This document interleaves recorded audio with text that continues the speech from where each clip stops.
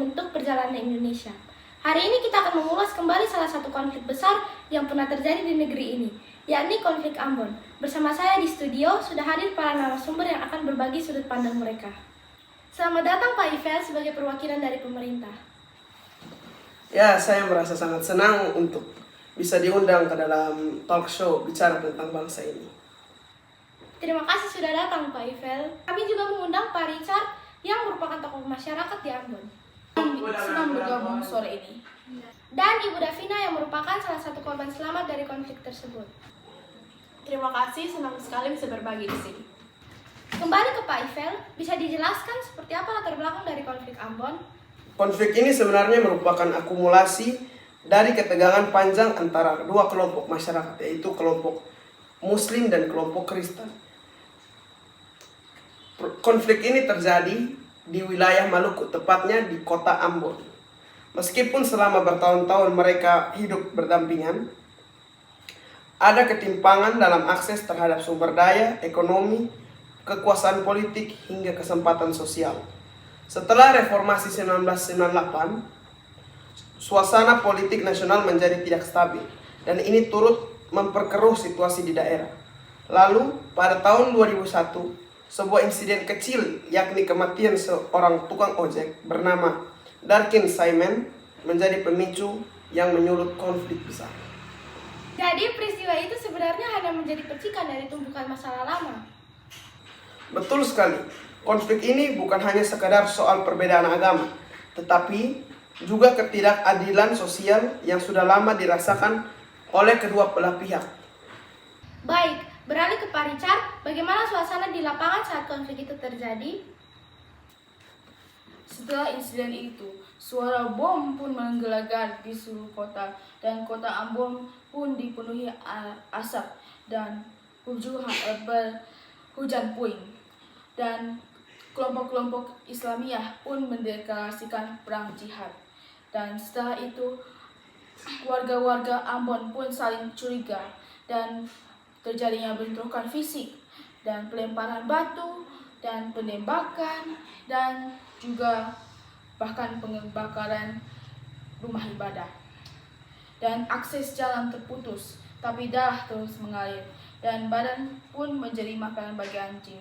Kami sebagai tokoh masyarakat berusaha menenangkan warga, tetapi ketika amarah sudah membuncah, sulit sekali untuk meredamkannya. Banyak upaya damai gagal karena kepercayaan antar kelompok sudah runtuh. Apakah ada inisiatif dari masyarakat sendiri untuk menghentikan kekerasan? Ada. Kami coba membentuk forum lintas agama dan bahkan bekerja sama dengan pemerintah.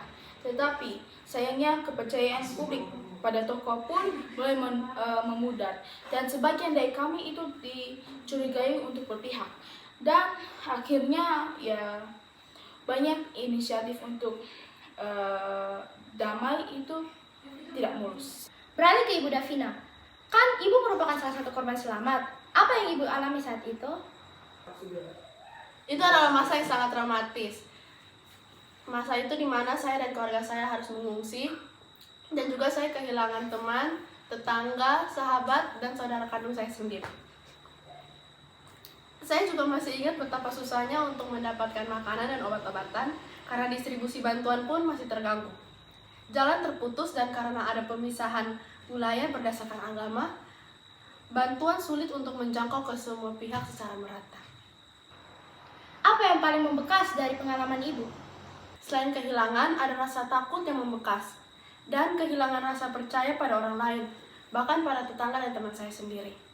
Tapi justru dari situ saya belajar untuk penting sekali membangun kembali hubungan antar warga supaya kita bisa saling percaya satu sama yang lain. Pak Ivel, bagaimana akhirnya konflik ini bisa diredam? Pendekatan keamanan tidak berhasil optimal.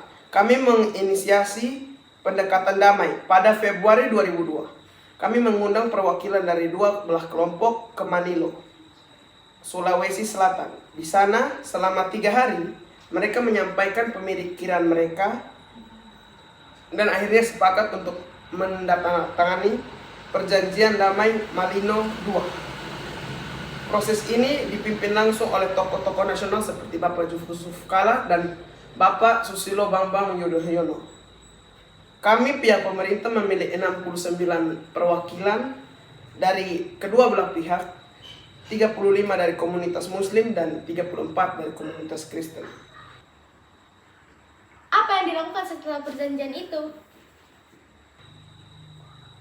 Pemerintahan seperti kami juga mendorong pemulihan dengan cara membangun kembali infrastruktur dan memfasilitasi pengungsi dan memulai program-program ekonomi serta sosial untuk kedua komunitas.